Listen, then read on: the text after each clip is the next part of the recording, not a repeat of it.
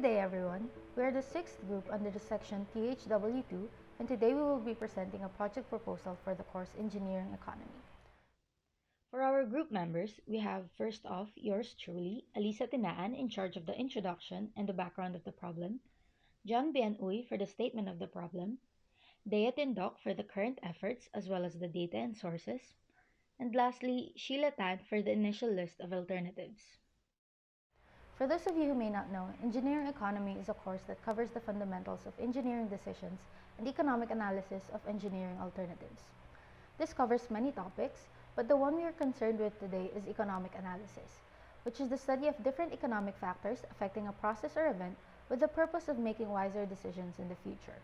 Hence, today we will be presenting a project proposal detailing our chosen problem, its proposed solution, and the possible alternatives for implementing said solution.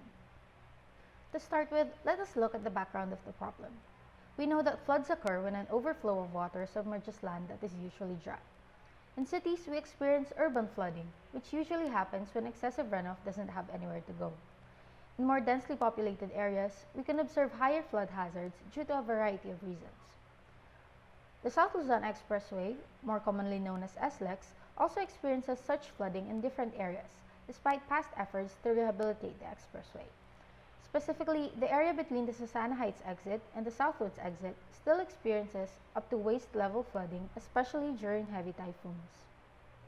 For this proposal statement of the problem, the researchers aim to find the causes of flooding in SLEX and to look for the best alternative that may be applied in order to address this problem. Specifically, the researchers seek to find answers to these questions. Number 1. What is the damage scale of the flooding in SLEX? This includes the extent of flooding, the problems it has caused to the motorists, and the cost of damages. Number 2. What are the causes of flooding?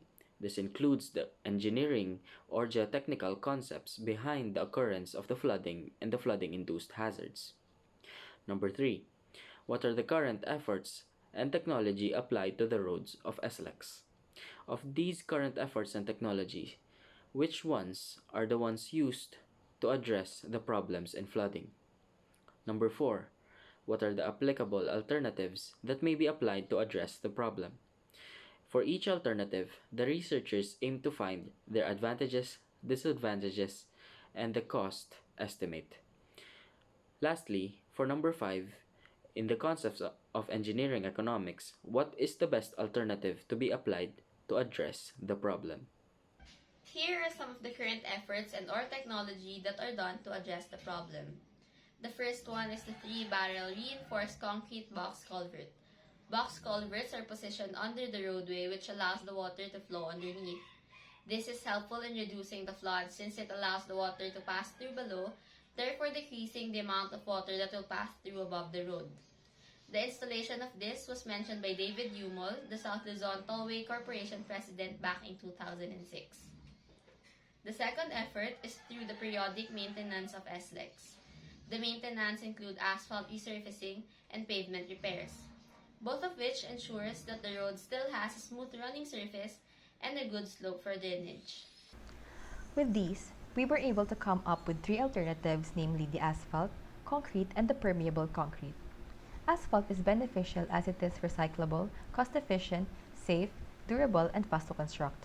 However, it could feel hotter than it should be with the use of asphalt pavement as it absorbs heat. It also needs to be mixed and laid properly to avoid the presence of cracks and breaks. It releases hydrocarbon and could possibly pollute the water, which are some of its negative impacts to the environment. Concrete has the same advantages with asphalt. It also allows vehicles to consume less fuel, and it also provides a good economic performance. However, it has a high maintenance and paving cost compared to asphalt. It has a positive impact to the environment, such as reducing the amount of pollutants produced by the vehicles, saves energy, and helps preserve our resources. Permeable concrete, on the other hand, provides the same benefits and even increases land utilization. In comparison with the concrete, this is quite expensive as it is not commonly used in the Philippines. Over vibrations occurring on its surface significantly reduces its permeability, making it not a viable choice for high-traffic pavements. It also has a positive impact because it helps reduce the amount of heat present in the environment. cost-benefit analysis between these alternatives would help determine which among them would best fit as a solution to the problem. The data needed for the project are as follows. 1. Details or plan of the existing road. 2. Flooding data of or near the area. 3. Projected costs of each alternative. And 4. Hazard assessment of the area.